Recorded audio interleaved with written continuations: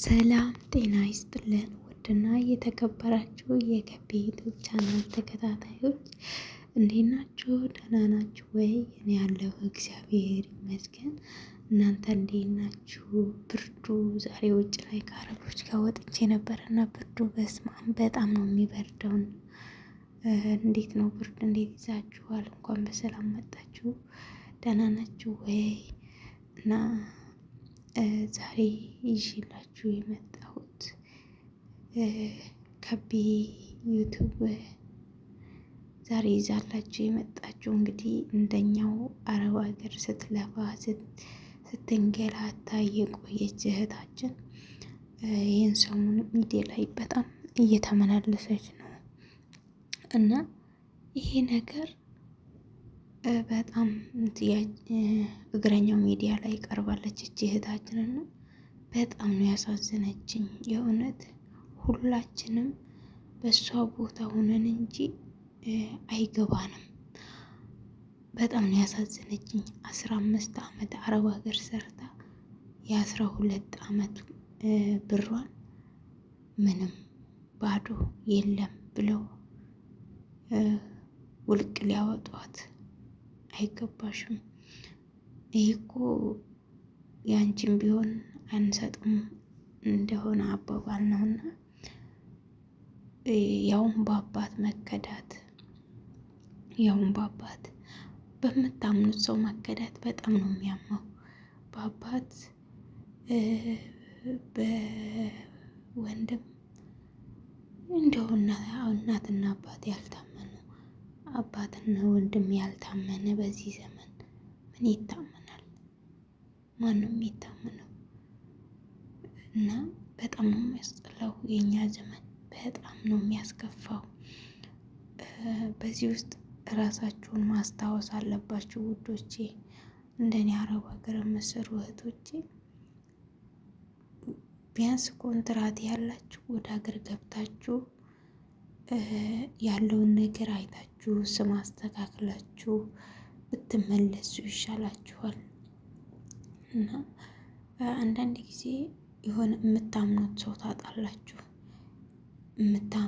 ባል እንደዚህ ከሆነ ፍቅረኛ እንደዚህ ከሆነ መቼስ ከነሱ በላይ ደግሞ ቤተሰብ ነበሩ። ቤተሰብ እንደዚህ ከሆነ አሁን ባለፈው 2ኛው ቀን ኢንተርቪ የተደረጉ እናትን አባቷና እህቷ የመጡ ጊዜ ውስጣቸው ጥቁር ሆኖ ውጫቸውን በነጠላ ነጭ አርገው መጡ።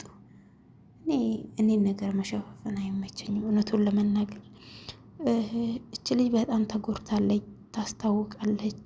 አረብ ሀገር 12 ዓመት አይደለም እንደው 24 ሰዓት ራሱ ስራው የሚያውቀው ያውቀዋል፣ ሁላችንም እናውቀዋለን። እንደዚህ የሰው ፊት ሲገርፋት ቆይታ እንደዛ ስትሰራ የቆየችው ነገር የለም ስትባል ምን አይነት ስሜት እንደሚሰማ አስቡት። በእሷ ቦታ እናንተ ሆኑና አንዳንድ እህቶቻችን ወይ አባቴ ኖሮልኝ ሁሉንም በሰጠሁት፣ አባቴ ኖሮልኝ እንደዚህ ባደረግኩት አይምሰላችሁ። ስላችሁ አባት የሚባለው እኮ ከአደጋ ሊከላከለን ሊያስከብረን ሊጠብቀን ነው። መቼስ እንዴ የሞተ እኮ ወደ ፈጣሪው ሄዷል። የማታደርጉትን ነገር በሰው ነገር ላይ መፍረድ አያስቸግርም። በሰው ቁስል ላይ ሾክ መስደድ፣ ጨው መነስነስ አያስቸግርም፣ አይከብድም። በራሳችሁ ላይ ቢደርስ ግን አስቡት። እንደው የ12 ዓመት አይደለም እንደው የአንድ ወር ራሱ ትልቅ ዋጋ አለው። እና እቺ እህታችን በእርግጥ እንደዚህ ሚዲያ ላይ ወጥተው እንደዚህ መሆናቸው ተገቢ ባይሆንም እሷም ጥፋት አለባት። ግን 100% እውነት አላት ከምታወራው ነገር። ግን እንደዚህ አይነት ቤተሰብ አለ እንዴ አልኩኝ እኔ። ፈጣሪ ማስተዋሉን ይስጠን፣ ወደ ራሳችን ይመልሰን እንጂ ዘመኑ በጣም ከፍቷል። በጣም ነው የሚያስጠላው። እንዴ ኢቭን አባት እኮ አባት የመጨረሻው ዘመን ላይ ደረስን መሰለኝ። አባት የልጁን ገመና አውጥቶ እስከ ማውጣት ልጅ ገና እሷ የእሷን ላብ ቁምጥ አድርገው በልተው ከልጁ ጋር እኔ ለአንቺ ብዬ ለሷ ብሎ እኔ እህቷ ነች ደግሞ ቅጥል ያደረገችኝ። ያው እነሱ ቤተሰብ ናቸው፣ ግን አብዛኞቻችን እንደዚህ የምንሆናለን እና ውጭ ላይ ሰው እያያቸው በሰው ቤት ውስጥ ሚዲያ ላይ የኢትዮጵያ ሕዝብ ፊት እንደዛ ያደረጓት ብቻዋን ቢያገኟት አለመግደል ራሱ ወደኋላ የሚሉም አይመስለኝም። እና በጣም ነው ያሳዝነችን። እና እናንተ ደግሞ ከእንደዚህ አይነት ቤተሰቦቻችሁን እንግዲህ ብዙ አመት አትቆዩ። ማንም የሚታመን ሰው የለም። አባት እንደዚህ ካረገ ሌላው እንዴት ይታመናል? እና በጣም ነው ያሳዘነችኝ። ጭራሽ ሌላ ፋይል እያወጡ አባት የገዛ አባቷ፣ በዛ ላይ ደግሞ የሃይማኖት አባት፣ ለሌላው ራሱ ንስሐ አባት የሚሆኑ አባት እዚህ ላይ ወጥቶ ለአባትነታቸው ለክብራቸው የማይመጥን ነገር ንግግር፣ በስመ አብ ዱላ ቀረሽ ንግግር ነው እኮ። ከልጃቸው ጋር አይመስሉም፣ ከጠላታቸው ጋር የሚያወሩ ነው የሚመስሉ። እና ብር የማይለውጠው ነገር የለም። ራሳችሁን ጠብቁ።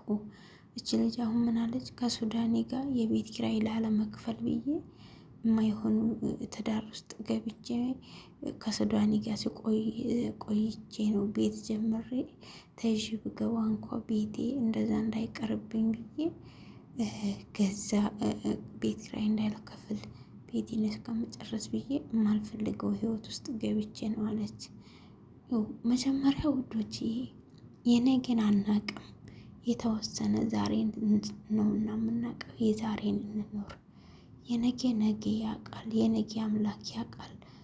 ዛሬ እቺ ልጅ እንደዚህ ተቃጥላ ገና ማልፈልግ እንደምትለው ማልፈልገው ህይወት ውስጥ ገብቼ ከሱዳኔ ጋር ቤት ላይ ኪራይ እንዲከፍልልኝ ብዬ ምናምን አለች። እሱ የእሷ ስህተት ነው። ዛሬ ላይ የሚያምራችሁን ነገር ብሉ፣ ካመማችሁ ሆስፒታል ሂዱ፣ ያማራችሁን ልብስ ግዙ። ዛሬም ነገም ልብስ አለመግዛት ነው እንጂ ያማራችሁን ነገር ልበሱ። ደስ ይበላችሁ፣ ውስጣችሁ ይደሰት። ለማን አባቱ ነው? የምትይዙትን በደንብ ያዙ። የሚያምራችሁን ነገር ግን ምግብም ከሆነ ልብስ ልብስ አርጉና ራሳችሁን በራሳችሁ አስደስቱ። እንደምታዩት ነው። ቤተሰብ ከሆነ እንደዚሁ ባዶ ነው የሚያስቀረው። ይሁን እኮ ብዙዎችን እናያለን። ቤተሰብ አገር ቤት እያለን እድሜያ የሴት ልጅ የሚገፋ ካረገ እኮ አታገብም፣ እቺ ቆሞ ቀር፣ እቺ ስንት ስም ያወጡላታል። ወደ አረብ ሀገር ስትመጣ ግን የእድሜዋ ተገሽልጦ ሕፃን ልጅ ነው የምትሆነው። ምን ይሏታል? ባል ሲመጣላት ረብ ድርሽን ሊበላ ነው እንጂ እኮ እሱ አንቺን ወዶ አይደለም፣ አንቺ ገና አንድ ፍሬ ልጅ ነሽ ይላሉ። ምክንያቱም ትዳር ከያዘች ብራው አይቀመስምና። ግን እንደዚህ ስል ደግሞ መልካም አባትና እናቶች፣ መልካም ወንድሞች፣ መልካም ባሎች አሉ። መልካሞቹ ፈጣሪ ያብዛልን። ግን አሉ እሾህ የሆኑ ቤተሰብ ፈጣሪ ማስተዋሉን ይስጠንና ራሳችሁን ጠብቁ። አትዘንጉ። እናቴ ናት፣ አባቴ ነው፣ ወንድሜ ነው ብላችሁ ራሳችሁን አትርሱ። እች ልጅ አሁን ቅጥል ነው ያለችው። ስንት ነገር ተናገሯት፣ እሷም ስንት ነገር ተናገረች። ነገ የሚጸጽታቸውን ነገር እና በጣም ነው የሚያስጠላው እንደዚህ አይነት ነገር ቤተሰብ መሀል ላይ እና ራሳችሁን ጠብቁ። ወደ ሀገርም ኮንትራት ያላችሁ መግባት የሚፈቅድላችሁ ግቡና እዩ። ቤታችሁ፣ ቦታችሁ፣ ብራችሁ ምን ላይ እንደዋለ እዩ። በስማችሁ አድርጉ እና ፈጣሪ ይጠብቃችሁ። በያላችሁበት የምትሰሩትን ነገር በፕላን አድርጉ። የምታደርጉትን ነገር እያሰባችሁበት እቅድ እያወጣችሁበት ስሩ እንጂ 10 ዓመት 15 ዓመት 12 16 20 እየሰራችሁ ባዶቻችሁን አትቅሩ። የተወሰነ ዓመት ስሩ። እኔም ቆይቻለሁ። በእርግጥ በእቅድ መሆን አለበት። ዝም ብለን አንግፋ። እንደ አረብ ሀገር የሴት ልጅ እድሜ ቁርጥም አርጎ የሚበላ የለም። እንደ አረብ ሀገር የሴት ልጅ እድሜ የሚበላ የለም። እንደ አረብ ሀገር የሴት ልጅ ጉልበት ምጥጥ የሚያደርግ የለም። እና ስለዚህ ጉልበታችሁ የተመጠጠበት፣ እድሜያችሁ የተመጠጠበት፣ ወዛችሁ የተመጠጠበት የወጣችሁበት ከሰውነት ተራ የወጣችሁበትን ብር እንዲሁ መሬት ላይ እንዳታፈሱ፣ ቁም ነገር ያለው ነገር ላይ አውሉ እና መግባት የምችሉ ግቡና ቦታችሁም ቤታችሁም የተሰራውን ቤት ቦታ ባዶ ቦታም ከሆነ እሱን ይሁና በስማችሁ አድርጉና በስምም ወደ ስራም ሌላ ሀገርም ከሆነ ቀይራችሁ ሄዳችሁ መስራት ትችላላችሁ። አባቴ ነው አይ አይጎዳኝም፣ ይሄ ወንድሜ ነው አይጎዳኝም የሚባለው ነገር ቀረ። የድሮ ዘመን ነው የቀረው። እናትና አባት መተሳሰብ ለልጃችን ማለት የድሮ አባቶች እኮ ሳይበሉ ግን አሁንም አሉ መልካም አባቶች። ያው እኛ ሀገር ላይ ከመልካሙ ክፉ ነው እንጂ ጎልቶ የሚታየው አሉ። መልካም አባት ያላችሁ ፈጣሪ እድሜና ረጅም እድሜና ጤና ይስጥላችሁ። እንግዲህ እንደዚች አይነት ቤተሰብ ያላችሁም ፈጣሪ ትዕግስቱን ይስጣችሁ፣ ማስተዋሉን ያድለን ለሁላችንም። በጣም አስቸጋሪ ነው እንደዚህ አይነት ነገር። ገመናዋን ሁሉ አውጥተው ዘረዘሮችን ልጃውን ስንት ነገር ተናገሩ። ሺሻ ታጨሳለች፣ እንደዚህ ታደርጋለች፣ በባሏ ላይ ማገጠች፣ ስንት ነገር ከነሱ ማይጠበቅ